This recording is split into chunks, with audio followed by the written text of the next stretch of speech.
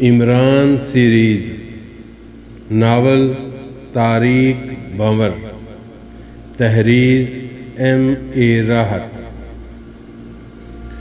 بالآخر کانفرنس کا دن آ گیا۔ تمام ممبران کو اس سلسلے میں آگاہ کر دیا گیا تھا اور اصولی طور پر ہر ایک کو کانفرنس میں شرکت کرنی تھی۔ اس دوران مونیکا پال کا کئی بار عمران سے سامنا ہوا، لیکن عمران نے اس طرح منہ بنایا کہ مونیکا پال کو دوبارہ اس تک آنے کی ہمت نہیں ہوئی۔ انداز بالکل ایسا ہی تھا جیسے غصیلے لہجے میں کہہ رہا ہو، ہٹ کافر کہیں کی۔ کانفرنس میں شرکت سے پہلے اس ٹیم کے سربراہ سائنسدان نے سنجیدگی سے اپنے ساتھیوں سے کہا، اصولی طور پر تمام لوگوں کو میرا مطلب ہے وفد کے پورے ممبران کو کانفرنس میں شرکت کرنے کے لیے جانا ہوگا، لیکن میں ان صاحب کی طرف سے پریشان ہوں۔ ان کا اشارہ عمران کی طرف تھا اور یہ بات عمران کے سامنے ہی کہی گئی تھی۔ سربراہ ایک خشک مزاج انسان تھا اور اب تک وہ عمران کو ناپسندیدہ نگاہوں سے دیکھتا رہا تھا۔ ویسے بھی صرف اقبال شاید تھا جس نے عمران سے دوستی گانٹھ رکھی تھی، ورنہ باقی لوگ تو بس سرسری انداز میں ہی اسے گفتگو کرتے تھے اور جو جواب ملتا تھا اسے سن کر خود ہی شرمندہ ہو جاتے کہ یہ گفتگو کیوں کی تھی۔ اقبال شاید نے کہا، لیکن سر یہ تو ہمارا ذاتی معاملہ ہے، اصولی طور پر ہم یہ نہیں کر سکتے کیونکہ ان کا نام بھی شرکاء میں درج ہے۔ ہمارے ساتھ جو مذاق کیا گیا ہے، میں بہرحال واپس جانے کے بعد اس پر احتجاج کروں گا۔ اسی آدمی نے کہا۔ عمران ان کی باتوں سے بے نیاز اپنی تیاریوں میں مصروف تھا۔ اس نے اپنی پینٹ پر اتنا سینٹ چھڑکا تھا کہ بری طرح خوشبوئیں اٹھ رہی تھیں۔ کوٹ اور شرٹ پر بھی غالباً سینٹ کی پوری بوتل ہی اسپرے کر دی گئی تھی۔ بالآخر سربراہ کو ہی خاموش ہونا پڑا اور پھر گاڑی آ گئی جس پر پاک ایشیا کا فلیگ لگایا گیا تھا اور اسے خاص طور سے پاک ایشیا کے نمائندوں کے لیے مخصوص کیا گیا تھا۔ اسی طرح باقی ملکوں کے تمام نمائندوں کو بھی الگ الگ گاڑیاں فراہم کی گئیں۔ کانفرنس ہال بے حد خوبصورت تھا۔ اس میں بڑی عمدگی سے تمام ملکوں کے الگ الگ پورشن بنائے گئے۔ ایک بڑا سا قیمتی پروجیکٹر رکھا ہوا تھا، سامنے اسکرین نظر آ رہی تھی، ہر نمائندے کے سامنے مائکرو فون موجود تھا، اور اس طرح میزبان ملک نے اس کانفرنس کا آغاز کیا اور وہاں کے نمائندے نے کھڑے ہو کر اس کانفرنس کے اغراض و مقاصد کی تفصیل بتائی۔ اس نے یوں تو سائنسی ترقی انسانی وجود کے لیے ضروری اور اہم قرار دی گئی، لیکن سائنس کی بگڑی ہوئی شکل بھی نگاہوں کے سامنے رہتی ہے۔ ہم جس واقعے پر تبصرہ آرائی کرنے کے لیے اس کے لیے اپنے طور پر کوئی بہتر حل نکالنے کے لیے جمع ہوئے ہیں، وہ اس صدی کا بدترین اور انتہائی خوفناک واقعہ یا حادثہ قرار دیا جا سکتا ہے، لیکن نہ ہم اسے حادثہ کہہ سکتے ہیں نہ واقعہ۔ یہ سب کچھ سوچے سمجھے منصوبے کے تحت کیا گیا ہے۔ آپ لوگ اپنے ہی ملکوں میں ہونے والی اس سمندری کارروائی کے بارے میں مصنوعی سیاروں کے ذریعے حاصل شدہ رپورٹیں ملاحظہ فرمائیے۔ یہ ایک قدرتی عمل ہے کہ ہمارے سیاروں نے ان تمام کارروائی کی تفصیلی رپورٹیں بنائی ہیں، لیکن اس کے ساتھ ساتھ ہی ایک ملک کا کہنا ہے کہ چونکہ اس کے پاس مصنوعی سیاروں کا انتظام نہیں، اس لیے ایک بہت ہی اچھے، بہت ہی بڑے دوست ملک نے اسے یہ فلم فراہم کی ہے۔ لیکن چونکہ تمام فلموں کی نوعیت ایک ہی ہے، اس لیے پہلے ہم ایک فلم سے آغاز کرتے ہیں۔ آپ لوگ اسے دیکھیے، اور خاموشی چھا گئی، روشنیاں بجھا دی گئیں اور اسکرین روشن ہو گیا، اور پھر اس بدقسمت جہاز کا خاکہ پیش کیا گیا جسے یہ حادثہ پیش آیا تھا۔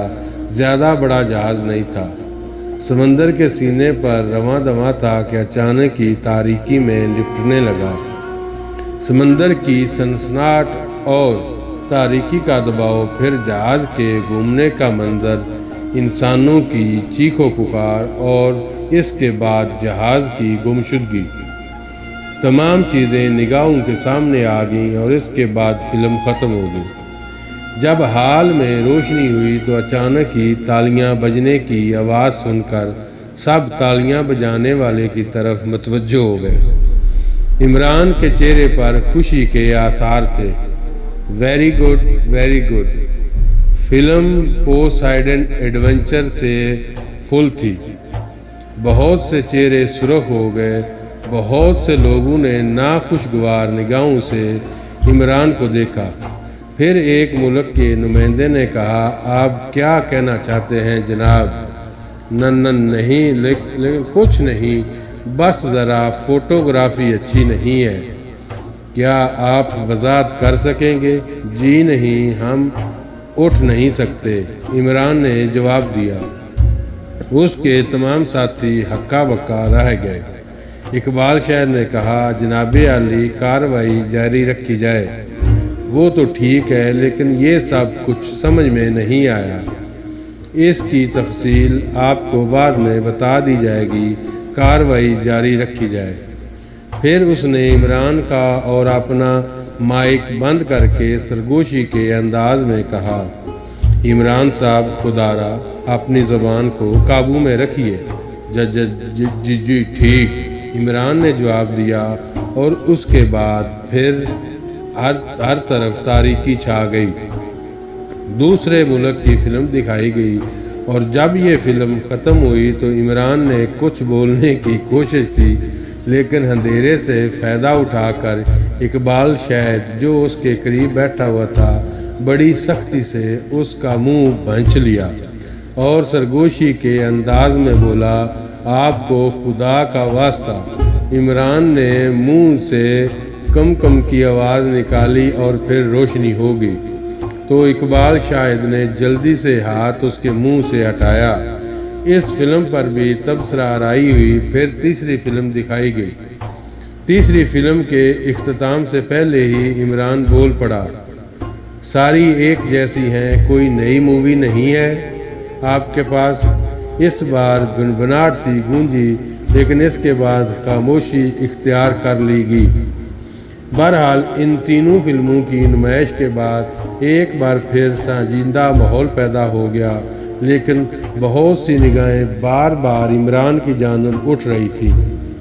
منیکا پال خاص طور سے کئی بار عمران کو دیکھ چکی، لیکن اب اس کے انداز میں ناخوشگواری پائی جاتی تھی۔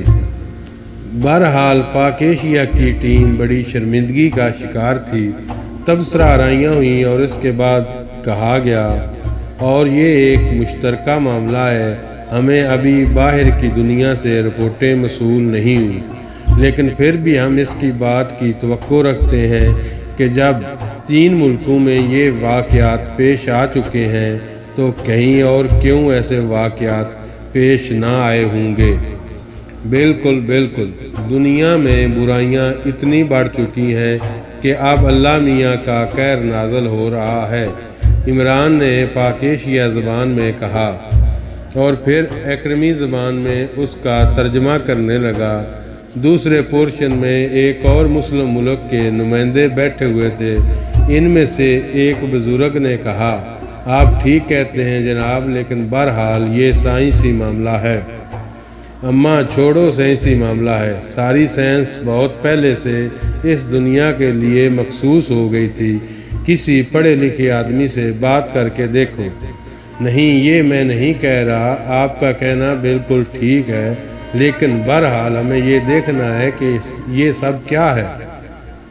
دیکھو دیکھو، ضرور دیکھو، میرا کیا بگڑتا ہے، عمران نے کہا اور خاموش ہو گیا۔ سائنسدان احسان اللہ کی آنکھوں میں خون اتر آیا تھا اور اس نے کئی بار عمران کو گور کر دیکھا، لیکن عمران نے اس سے اس طرح نظریں چرائے رکھیں جیسے کوئی شریر بچہ اپنے بزرگ کی ناراضگی کو دیکھنے سے گریز کرتا ہے۔ پھر ایک اور سائنسدان نے کہا، اس میں کوئی شک نہیں کہ یہ کارروائی برمودا ٹرائی اینگل کے طور پر کی جا رہی ہے، لیکن برمودا ٹرائی اینگل کے لیے وہ خاص سمندر مخصوص ہے جس کے بارے میں دنیا بھر میں ہونے والی کانفرنسوں میں مشترکہ طور پر طے کر کے اس علاقے میں سفر کو ممنوع قرار دے دیا گیا ہے۔ ہم یہی کہہ سکتے ہیں کہ کسی خاص ذریعے سے برمودا ٹرائی اینگل کو ٹریس کیا گیا اور اسی کے انداز میں یہ تاریک بھنور پیدا کر کے جہازوں کو ڈبویا جا رہا ہے۔ لیکن سوال یہ پیدا ہوتا ہے کہ اتنے سارے انسانوں کی زندگی سے کھیلنے کا کیا مقصد ہے؟ ایک سوال میری جانب سے جناب، احسان اللہ نے صورتحال کو برابر کرنے کے لیے کہا اور سب اس کی طرف متوجہ ہو گئے۔ کیا سمندر کی گہرائیوں میں جہازوں، میرا مطلب ہے ڈوبے ہوئے جہازوں کو تلاش کرنے کی کوشش کی گئی؟ نہیں، آج تک ایسی کوئی کوشش نہیں کی گئی، اور اس سلسلے میں ایک بحری کانفرنس منعقد کرنے کا ارادہ کیا جا رہا ہے، کیونکہ ہم جہاز کو تلاش کرنے کا خطرہ مول نہیں لے سکتے۔ کسی بھی طرح اگر ہم سب ماہرین وغیرہ کو وہاں بھیجیں تو ہمیں اس کی تباہی کا خطرہ مول لینا پڑے گا۔ اس سلسلے میں کوئی مشترکہ مشن ہی کارآمد ہو سکتا ہے، اور انفرادی طور پر یہ کام تقریباً ناممکن ہے۔ جی ایک مووی مجھے مل جائے گی، عمران نے بظاہر سرگوشی میں کہا، لیکن مائک آن تھا۔ احسان اللہ نے اس کے مائک کے بٹن پر انگلی رکھ دی اور مائک بند ہو گیا۔ میں مووی لوں گا، عمران نے غصیلے لہجے میں کہا۔ شٹ اپ، احسان اللہ دبی دبی آواز میں بولا۔ اماں بلا وجہ ڈانٹ رہے ہو؟ پیسے دے دوں گا جتنے مانگو گے، اب اتنا غریب آدمی بھی نہیں ہوں۔ ابو نے بھیجا تھا تو یہ بھی کہا تھا کہ بیٹا جتنے پیسے خرچ ہو جائیں پرواہ مت کرنا، خدا کے لیے تم خاموش ہو جاؤ۔ ہو جاتا ہوں، مگر ایک فلم لے کر رہوں گا، یہ میں نے کہہ دیا۔ ہاں، عمران نے کہا، اور سب کی جان نکل رہی تھی، لیکن مونیکا پال ہنس رہی تھی، اس کے ساتھی بھی ہنس رہے تھے۔ عمران روٹھا سا منہ بنا کر بیٹھ گیا، پھر مختلف لوگوں اپنی اپنی رائے کا اظہار کرتے رہے اور آخر میں خاموشی چھا گئی۔ تمام ملکوں سے درخواست کی گئی تھی کہ اس سلسلے میں بہت جلد اپنی رائے بھیجیں اور کوشش کریں کہ دوسرے اوشین سینٹر سے اس بارے میں معلومات حاصل کی جائیں کہ ایسے بھنور کہیں اور تو نمودار نہیں ہوئے۔ پھر یہ کانفرنس ختم ہو گئی، لیکن واپسی میں احسان اللہ بری طرح بگڑ رہا تھا۔ میں ہاٹ لائن پر فوراً پاک ایشیا کی وزارت داخلہ سے رابطہ چاہتا ہوں۔ میں اس سلسلے میں شدید احتجاج کروں گا۔ ہمارا مذاق اڑایا گیا ہے، ہمیں ذلیل کرایا گیا ہے۔ مجھے فلم دلوا دیجیے ورنہ اچھا نہیں ہوگا، اور اگر تم نے اپنی زبان بند نہ رکھی تو بالکل اچھا نہیں ہوگا۔ احسان اللہ نے براہ راست عمران کو ڈانٹ دیا۔ میں زبان بند کر لوں گا، لیکن فلم تمہیں فوراً واپس جانا ہوگا، احسان اللہ نے کہا۔ آئے کیوں جاؤں؟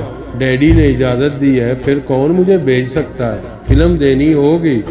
اقبال شاید خدا کے لیے اسے لے جاؤ ورنہ اچھا نہیں ہوگا۔